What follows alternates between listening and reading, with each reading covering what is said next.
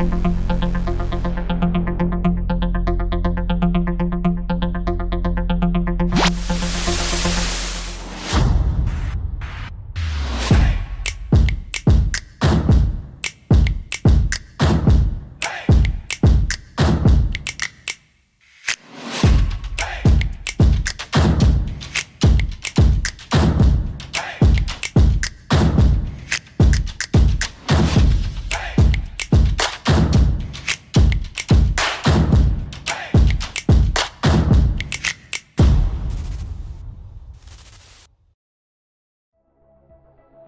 guys, welcome back to the channel, welcome back to the Retro Wrestling Room. Today we are going to look back at another indie matchup and are going to visit yet another country. We have seen 5-star matches in America, Japan and England, and now today we are visiting Ireland. Today we are going to look at the OTT main event from their 5th anniversary show for their heavyweight title. This is David Starr versus Jordan Devlin from October 26th, 2019.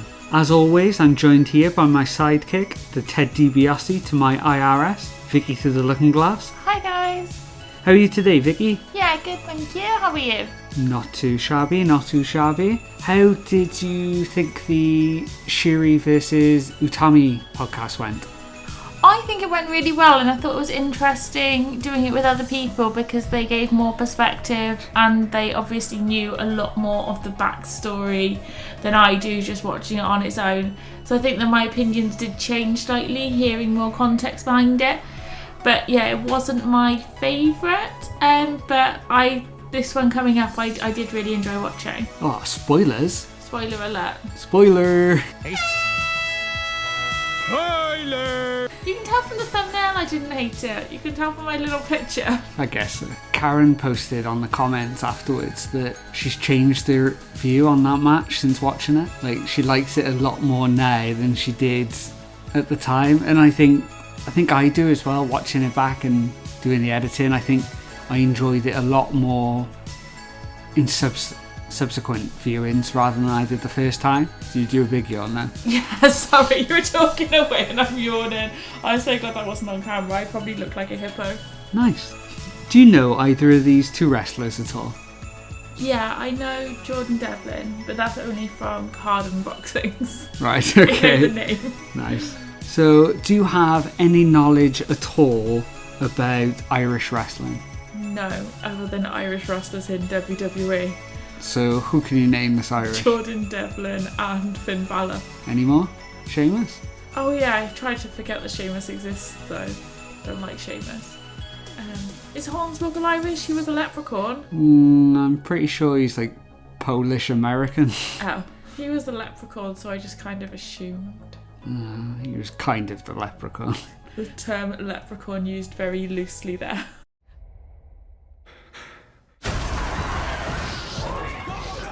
What is that thing? Twilight Day Donna. What does that mean? Leprechaun. Run. It's coming!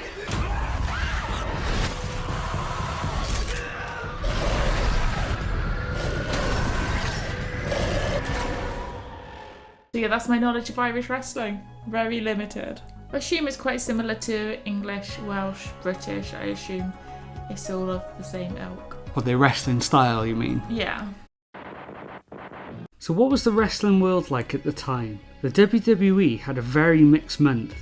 On the plus side, they had Brock Lesnar make his first televised non-pay-per-view match in 15 years, where he won the WWE Championship from Kofi Kingston. Natalya vs Lashley Evans was the first women's match to be held in Saudi Arabia, and Seth Rollins defeated The Fiend in controversial manners at the Hell in a Cell pay-per-view. At TNA Impact Wrestling's main show of the year, Bound for Glory, Ace Austin defeated Jake Christ, AC Romero, Dagger and Tessa Blanchard in a ladder match for the X Division title. And in the main event, Brian Cage defeated Sami Callihan in a no disqualification match to retain the Impact World Championship. At New Japan's King of Pro Wrestling event, Will Ospreay regained the junior heavyweight strap from El Fantasmo, Lance Archer defeated Juice Robinson in a no disqualification match for the vacant IWGP United States Heavyweight Championship, and Okada regained the IWGP Heavyweight title match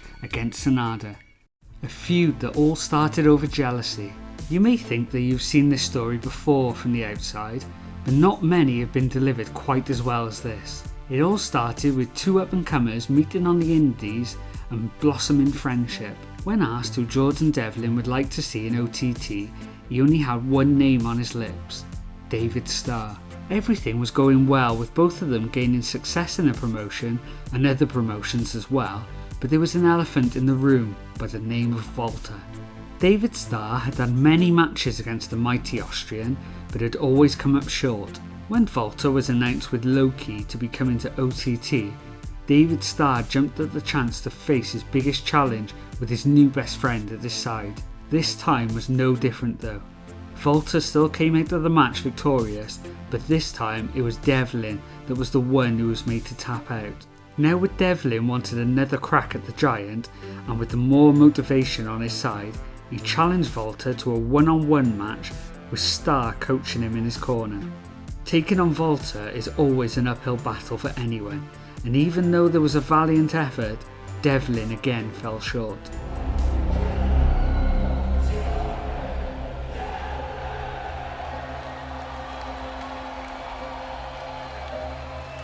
War, Devlin!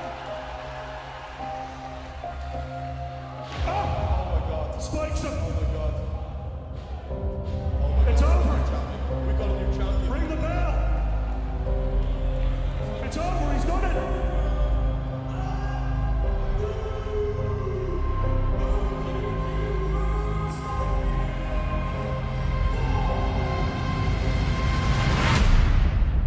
The time of the import killer is over. Nobody really expected me to win the world championship. Everybody was shocked because nobody saw it coming, but it was clear for me the whole time that I would be the one to beat Jordan Devlin. Because honestly, look at me. I've been successful everywhere. I'm holding world championships every place I go.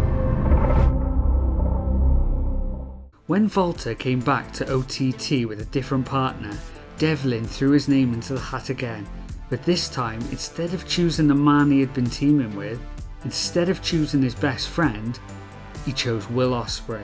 The match was all set up, but Ospreay suffered an injury before the event, and Starr was inserted into the match with Walter yet again.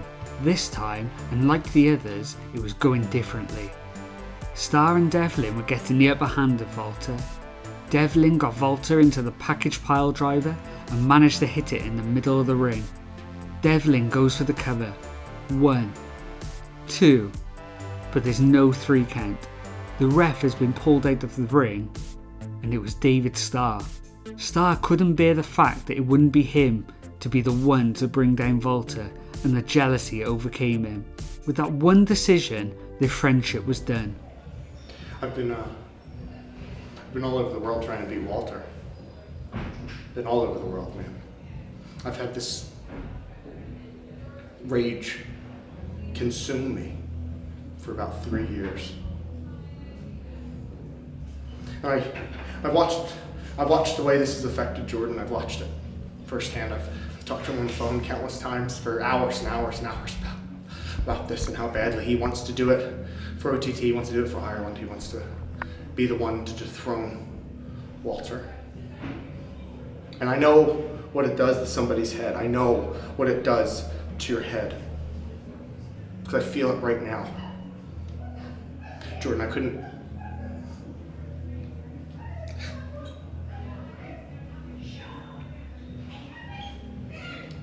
couldn't let that happen to you anymore, man. And besides, you know that's mine. You know that a win over Walter is mine. You know that I'm the one who's going to beat Walter. You know that I'm the one who's going to dethrone Walter. You know that I'm the one who needs to beat Walter, not you, Jordan!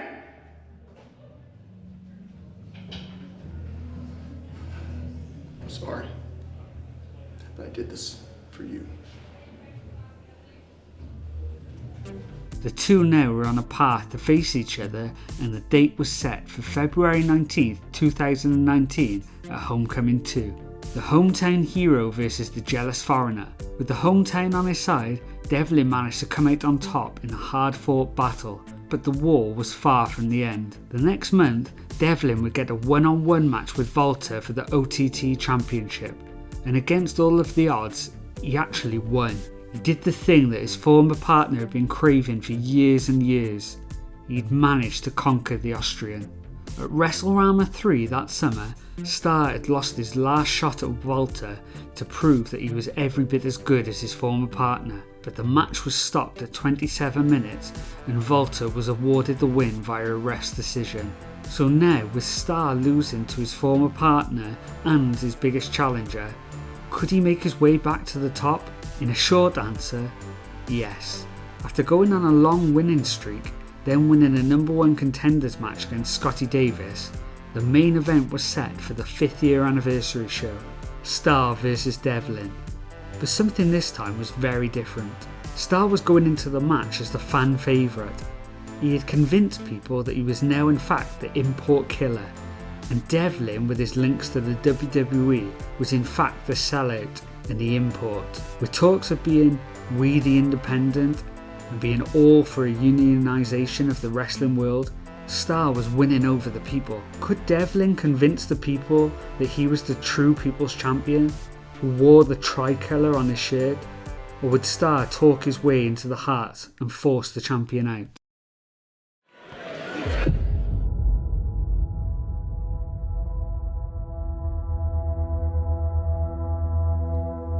This industry is built on good versus evil. But I don't believe in good versus evil. What I believe in is perspective. You know the old saying that the greatest trick the devil ever pulled is convincing the world that he didn't exist. Well, David Starr will tell you that he's the import killer and I'm the import now. David Starr will tell you that he has the best interest of the Irish wrestling fans in his heart. But I'm the one that's carried this company. I'm the one that goes to battle for the OTT fans, and I'm the one that wears the tricolour on my chest everywhere I go. And hell, just listen how Jordan talks. Listen how he talks about his accolades. Listen, just hear him out. I want you to. I want you to go back and listen to the words that come out of Jordan Devlin's mouth. It's always it's always me, and I did this, and I accomplished this, I made this happen, and it's just not, it's not giving credit where credit's due, is it?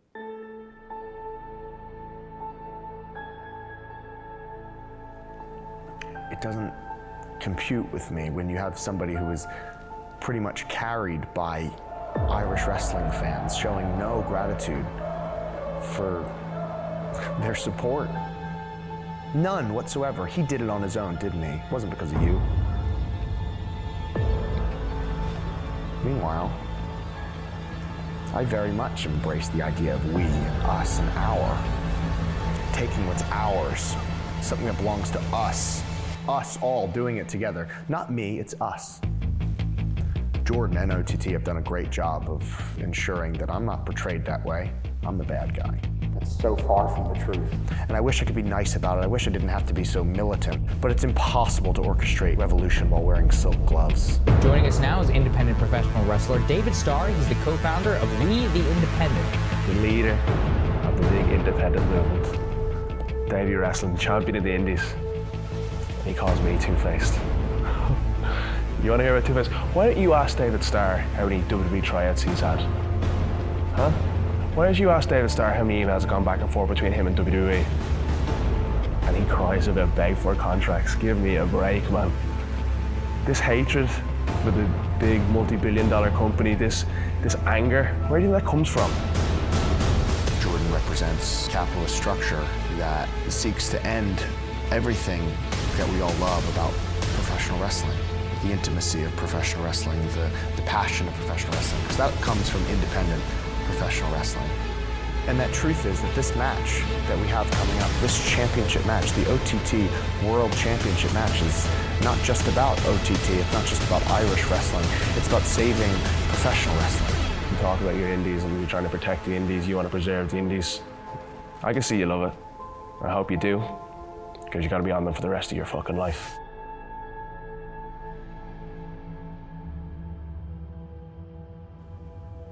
No, I'm not the bad guy. I'm simply the match that ignites the forest fire. Say we belong to the light, we belong to the thunder. Is this fight for you not just about the friendship that was, not just about the legacy of this series of fights? Is it for you a war of ideology, that he's chosen one path and you've chosen another? Is that what this comes down to? Why is one path so accepted? Why am I not an ambassador for this sport, Angus? You're very clear in how you feel about Jordan. We're talking about facts. What happened the last time David Starr wrestled Jordan Devlin? I tapped out Jordan Devlin. I am here to save independent professional wrestling. Jordan, this is so much bigger than you and me. I am sick with you running your mouth about your little independent movement. October 26th, I'm gonna shut your mouth once and for all.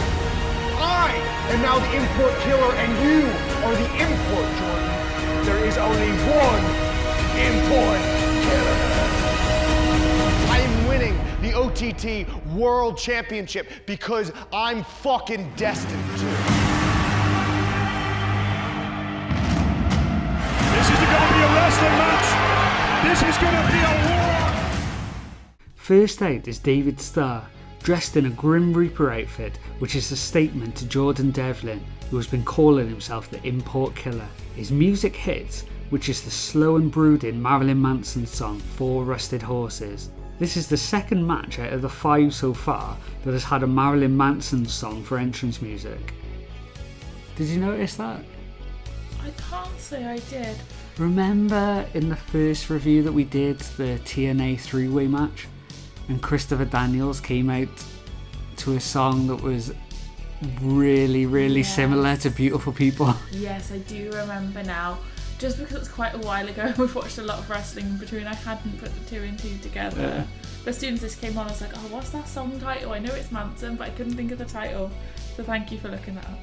He makes a really slow walk to the ring, which would rival any Randy Orton entrance. I'm not sure if you noticed, Vicky, but did you see the 3 women in the front row giving David Starr the finger? Yeah, they look like stereotypical women that watch wrestling. Like, if you'd asked me what a woman that watched wrestling looked like, they would have been it. Yeah. It's a photo fit. Yeah. They seem really angry. Yeah, I didn't get the context. Do you remember when this is another throwback to one of our 5-star reviews. Do you remember when we did the Will Ospreay match? And at the start, when Zack Sabre Jr. was walking to the ring, and one person was just giving him the finger in the front row. Yeah. And you said, I really hope that that's his best friend in real life, just winding him up. Yeah. It just reminded me of that. Clad out in all white, with the word independent emblazed on the back of his white leather jacket. Next out is the OTT champion, who looks extremely focused going into the ring. The ring is then quickly filled with security, who fill the ring from corner to corner to keep the challengers apart from each other. I thought it made it look like a boxing match with all the security. Yeah, definitely. Because even in like MMA, you don't get that many security in the octagon, do you? But it's only boxing when they just like fill the ring with people. Yeah. So I thought it made it feel more real. Yeah. We'll get to it now, but even if you didn't know anything about the match and you just saw like them all, the 2 wrestlers staring at each other and then security all the way from like post to post, it just looked like, oh, these 2 like really want to get at each other. This must be a big match. Yeah. From the opening video package and the entrances, what do you think of OTT's production values so far? I think that all the budget went on the promo because the promo was insane and it looked so good. And then when it cut to the actual match, I thought the camera quality like dropped. I was like, that's where the budget went. It just looked it looked cheaper when it got onto the actual match footage. Mm. Whereas the promo looked really, really good. It made it feel huge. Yeah. I think it's one of the best promo packages I've seen in a long, long time. I think OTT though, this is the promotion that's like got the least amount of money. Okay. Like going in. Like I think it's like, yeah, the smallest company that we've reviewed so far. Okay.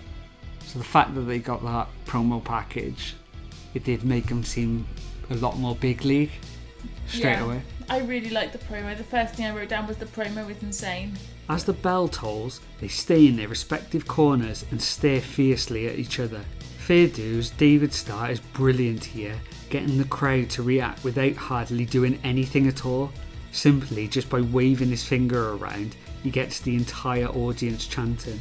They both charge at each other and Starr immediately gets a double leg takedown and it descends into a bar brawl. Starr starts to get the upper hand and gets Devlin to the outside, where he does a suicide dive to the outside right in front of the fans that were flipping him off at the start.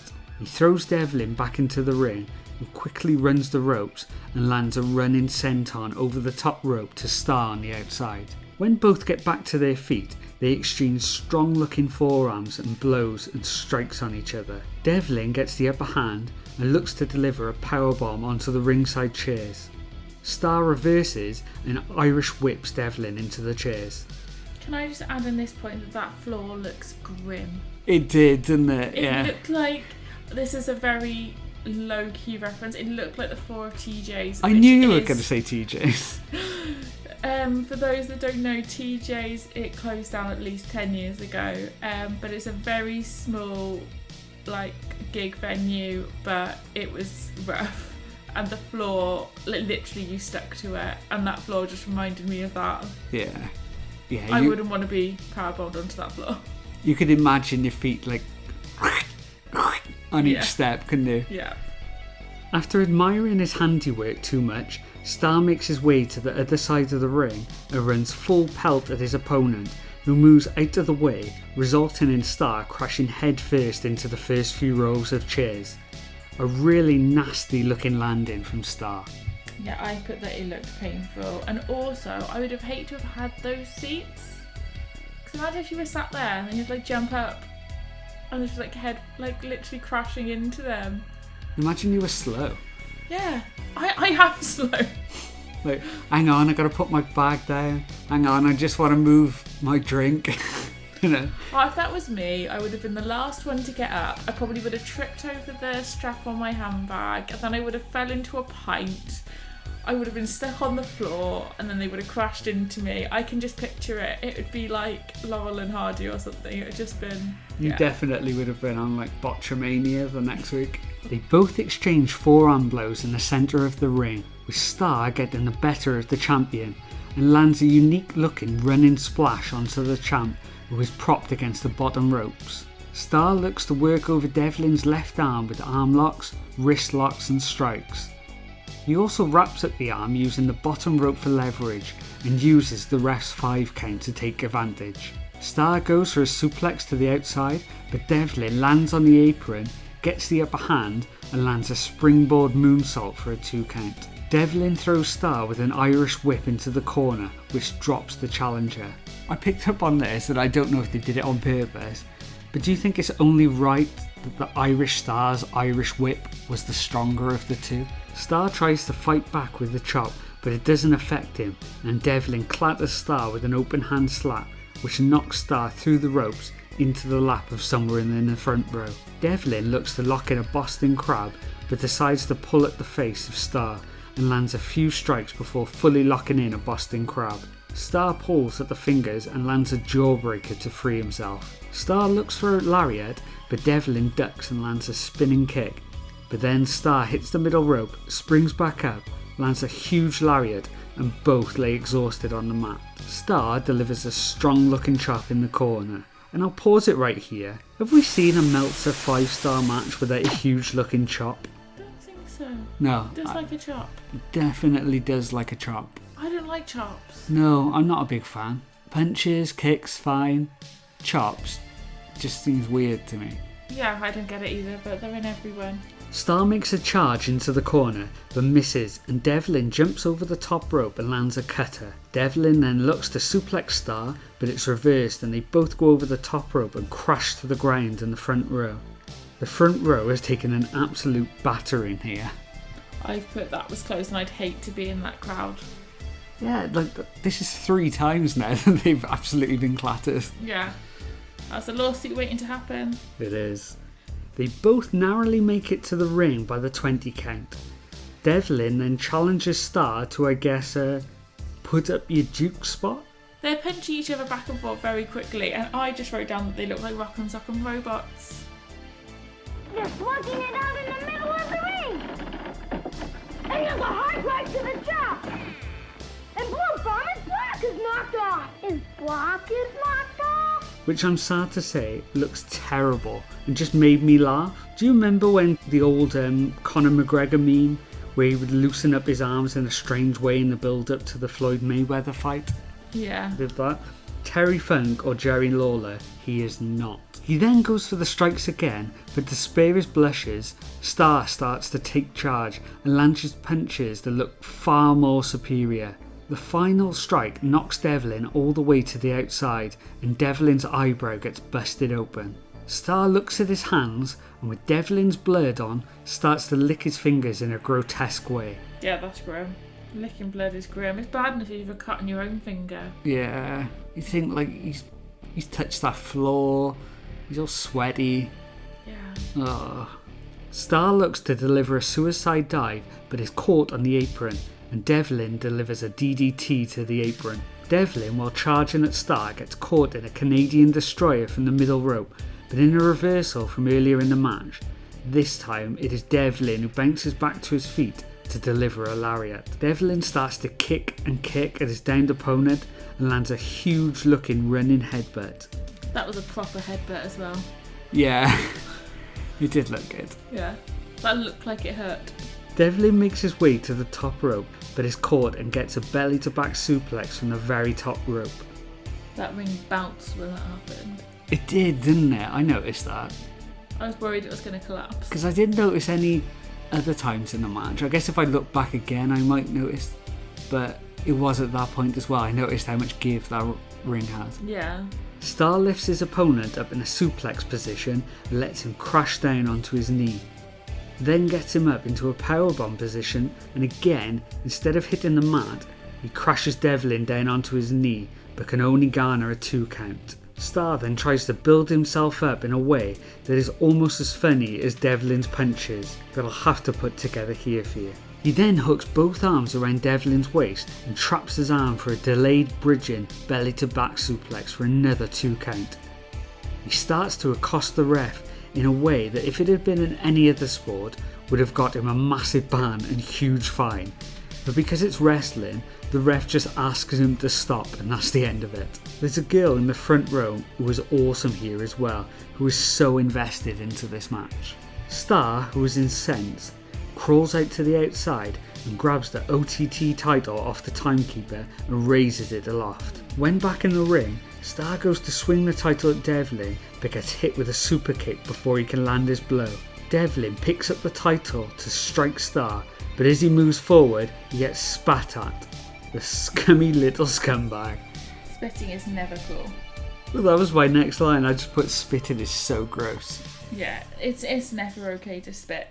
And also the amount of time that he spent faffing around getting that belt, he could have pinned him and won already. But it would have been over. Yeah, then he wouldn't have had to spit at him and he could have just been done. No. Happy ending. He's been licking blood, spitting. Yeah. Like, nah, get in the bin. Devlin chooses against using the belt, but as he chucks it back to the ref, Devlin gets hit with a low blow for a close call, and the whole crowd erupt and start slamming their hands down onto the ring apron. I hate that. It makes it feel really cheap. Or when they hit on the ring apron. Yeah. It just feels like really naff to me. I don't know. It feels like, remember when WWE did that like underground fight club thing with Shane O'Mac? Right, yeah. It reminds me of that type of thing, like a really naff underground fight club thing. Oh man, I gotta hunt for those clips now. You're welcome. Thanks. But yeah, Yeah, it just reminds me of that like really naff Fight Club type thing. Nah, it's just I never made that comparison. I know in PWG they do it. I think in the German promotion WXW they do it as well. I can't think of any other. They probably are smaller ones because they don't have the barrier or anything. No. In Ring of Honor in say 2005ish, from then on, they had the guardrails all the way around the ring, and instead of just like see-through guardrails, they had like boards on them, so people would slap those and it made like this loud noise. It's not the noise that offends me. I just think it looks really cheap when they're like touching the ring and they're like, I think it's because there's no barriers. Yeah. I don't know, I just think like if people are feels... kept further away, I guess it makes them feel like more of a big deal. Yeah, I don't know, it just made it feel cheap to me, as I said, like an underground Fight Club thing. I think I don't know, just didn't do it any favours for me. But neither does Football Chants. You got something against Football Chants, don't you? Yeah, I hate it.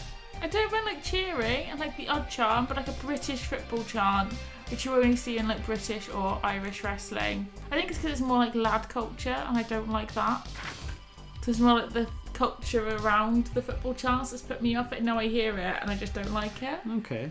Starr again grabs for the belt, but as he runs at Devlin, it's intercepted by the ref, who grabs onto the belt and is thrown to the floor. As he turns around, Devlin soccer kicks Starr in the crown jewels to equal them 1-for-1 in low blow scores. Devlin picks up Starr into the package pile driver and gets the 1, 2, no. He can only manage to get a 2 and the crowd explode yet again. Devlin drops Starr with a lovely looking right hand. See, that's more like it. He can throw good looking punches. He looks for another package pile driver, but it's reversed and Starr manages to lock in another submission move, but it gets broken up by a rope break. They then go into what looks like a finishing sequence, reversing everything, and Devlin gets hit with his own move, the package pile driver. Starr drops Devlin with a stiff lariat, but is kicked out at 1. Starr then builds up a head of steam, bouncing off each rope for a lariat for the 1, 2, 3 to capture the OTT heavyweight title. Unbelievable scenes! David Starr has done it! David Starr has beaten the benchmark! The OTT World title is independent! What have we seen, Angus? In the same spot! We almost wept for Devlin on Paddy's Day! We watched these sheep fall at the feet of our new champion!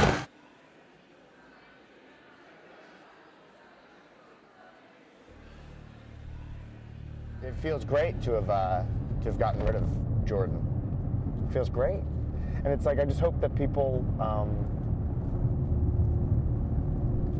I hope that people can see, you know, all of a sudden, you know, he got upset that he didn't get the reception he liked. So he left. He's been exposed for the fraud that he is, and I think it's addition by subtraction with Jordan being gone. Even if Jordan's gone, you know, you still have like, you know, bootlickers like Ango around. I bet you he wears Jordan Devlin pajamas to bed, doesn't he? Heck. So here we had it, Vic. That was David Starr versus Jordan Devlin. What did you think of this match? I thought it was really good. I really enjoyed it. Considering it was, 40-something minutes, it didn't feel too long. The pacing was really good, because normally when I see it's a long match, I roll my eyes and have to prepare. But it didn't feel it at all. I really enjoyed it. Because the first thing you did was groan when you saw how long the video file was. Yeah. But it did have that amazing video package at the start, and it was a long celebration at the end, so it wasn't quite that long. No, I really enjoyed it. I'm going to give it 5 stars. Ooh. But half a star, I feel like I should deduct half a star for the spitting and the blood licking, because that's just grim. But I won't.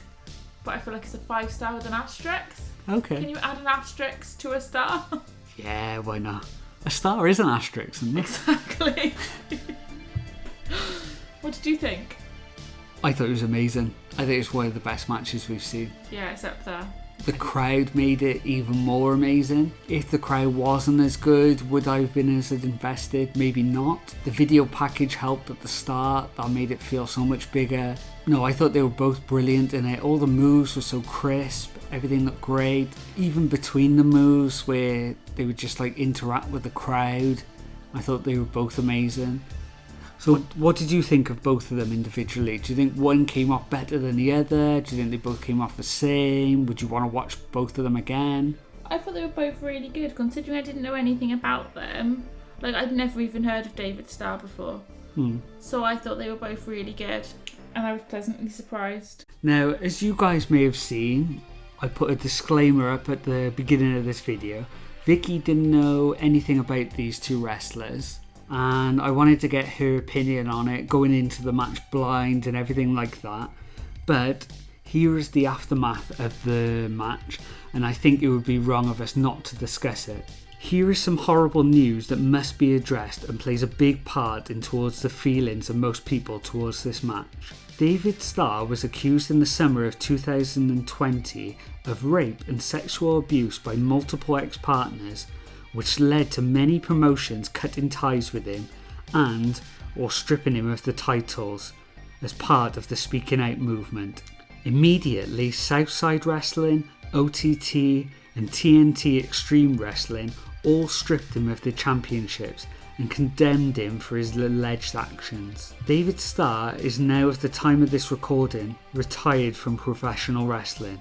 Jordan Devlin was accused of physical abuse by a former partner. Devlin denied the allegations. He would be suspended indefinitely by Progress Wrestling following these allegations. WWE released a statement concerning Devlin and saying they took the matter seriously and were looking into it.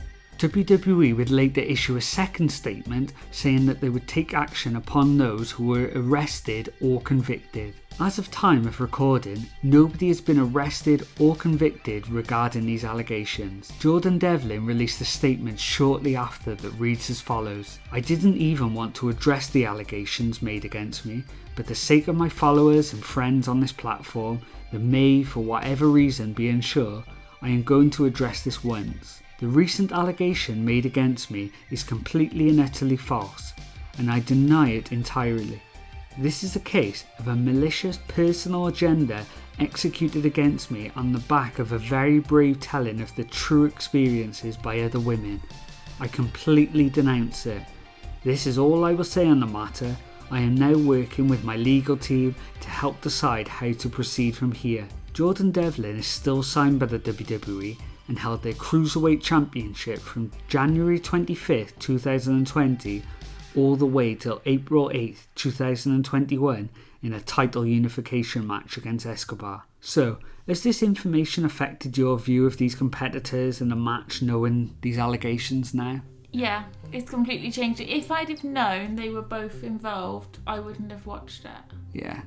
I 100% would not have wanted to review it. I think especially having friends that were part of the Speaking Out movement, I'm not naming names on here, but having friends that were affected by that and that did speak out, I think that if I'd have known these two were part of it, I mean, I remember reading lots at the time, but you just don't take in every single name of people that you haven't heard of before. And I would have refused to watch it, being honest, just until you knew for definite. Yeah. Like, it doesn't affect it being a good match, and it was a good wrestling match, but it makes me not want to know any more about them. Like, I don't want to watch any more of their matches just until things have been investigated fully. But I know it is still very early days in the whole Speaking Out thing, and the legal side of things takes a long time, a long process. But that's why I wanted to show you it and not give you any heads up at all, just to kind of show the two sides of it, so you kind of see someone going into it blind who didn't know any of these allegations, which is kind of like most people would have been before. Yeah. You know, at the time of the match, this is how everybody would have felt, just not knowing anything, and then afterwards you can't help but see it in a different way. Yeah, of course. It's the same with, I mean, very topical at the time of recording, with the whole R. Kelly situation. Like, I liked R. Kelly's music, but, I mean, Ignition is a banging tune, but I can't listen to it now, like, especially since he's been found guilty. I just think that when things are tainted like that, you don't want to encourage them, or you don't want them to get any royalties or anything like that. You don't want to be seen as, like, condoning them. So I see it as like a similar way. I probably wouldn't have wanted to watch it. So no more sneaking things up on me. No. Can we just watch matches of nice people, please? Oh, it's getting harder and harder. But if we say just nice people, what does that leave us with? there'll be about 2 5-star matches probably. That'll wrap the series up by Christmas then. Yeah, should do. No, I'm glad I watched it because it was a really good match. But I mean, it's innocent until being found guilty. So I don't want to judge, but I probably would have held off watching it until there was a judgment. If that makes sense. Yeah. I don't like to make a decision before things have like gone their course, but likewise I don't want to encourage them either. If that makes any sense to you guys, I hope I was not trying to be political or try to like put like a correct answer, but I truly believe in being innocent until being found guilty.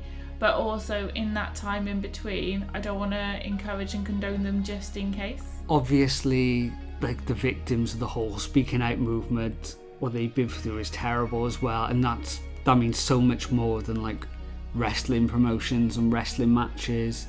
You know, that 100%. triumphs over anything else. But in just a pure wrestling sense, I think like this was OTT's first ever 5-star match. The only one so far. It was Ireland's first ever 5-star match, and I think it's always going to have an asterisk next to it now, which is quite sad for like everyone. You know what the answer is? They need to have another 5-star match.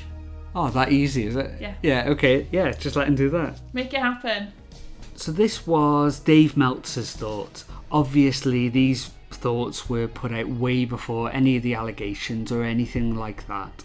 The OTT promotion ran its 5th anniversary show on October 26th at Dublin National Stadium. They did a great promo video, and it was reported the main event was a classic match with David Starr winning their world title over Jordan Devlin before more than 2,000 fans. Devlin was the babyface, but the crowd ended up turning towards Starr. People were just raving about the quality of this matchup, both the work and the live atmosphere, with many calling it a match of the year contender. The match was promoted off an incredible video built around Starr talking about protecting independent wrestling, with the idea Devlin was a WWE guy who represents people who threaten independent wrestling.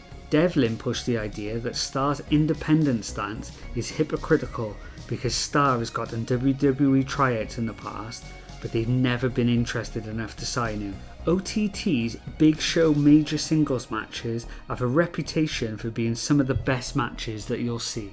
In real life, Starr headed up a unionisation meeting in London and pushed the idea of wrestling's joining the Equity UK union, and has become the first wrestler to publicly be critical of the percentage of the overall revenue that WWE takes from its talent. Regarding the meeting, he said, "It was great. We had a great turnout, a bunch of wrestlers, but also ring crew people, trainees, production people, commentators, got really good feedback, and we were setting up more meetings." In the next Wrestling Observer newsletter, once he finally watched the match, he then reported, "I had a chance to see the David Starr OTT title win over Jordan Devlin that so many there live at the Dublin National Stadium were raving about. First off, Dublin National Stadium is a big OTT shows and looks like one of the greatest, if not the greatest place to attend a live event. It's been on my bucket list of places to attend the show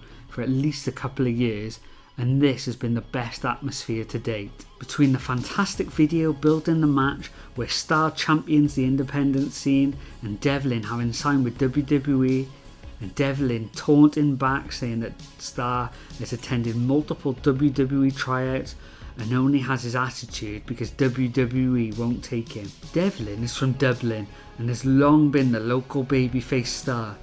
Most recently in his fantastic battles with Volta, which saw him finally win the title. They went 27 minutes 59 seconds before Starr won with a lariat, turning him inside out. The heat was some of the most amazing you'll ever see, which isn't unusual in that building. It was like a cross between PWG with the brutality of one of the A-Kid classics in Spain. It did some dives early, but it was mostly just a fight, with amazing striking exchanges, particularly highlighting Devlin's fast hands to the body. Starr also had his moments throwing stiff shots, including one that appeared to bust Devlin over the left eye. I'd go 5 stars for this one, and it will appeal to every kind of fan except the ones who need great production values or they won't accept it. But it felt like a match that viewed live would be one of those matches that you would never forget that you were at. It would be better knowing the storyline because of the story match, but it was so good with the fight feel that you would love the match not knowing the background at all. The crowd was molten. Even though Devlin is local and Starr is the American and a long-time heel, the crowd was more for Starr. The one time it appeared even was dueling chants, where people were cheering both guys. It ended with them exploding for the title change at an emotional level you almost never see. It was more like a reaction of the home team winning Game 7 in the NBA Finals, or maybe at Arena Mexico, legend versus legend mask match from a few decades back. So that's the end of this episode, guys. A real mixed bag of feelings during this review, and I think it's what the review really needed. The legacy of being the first ever 5-star match on Irish soil, and how it will be remembered in years to come. If you were wondering what our 7th video in our series would be, here's a little teaser for you now.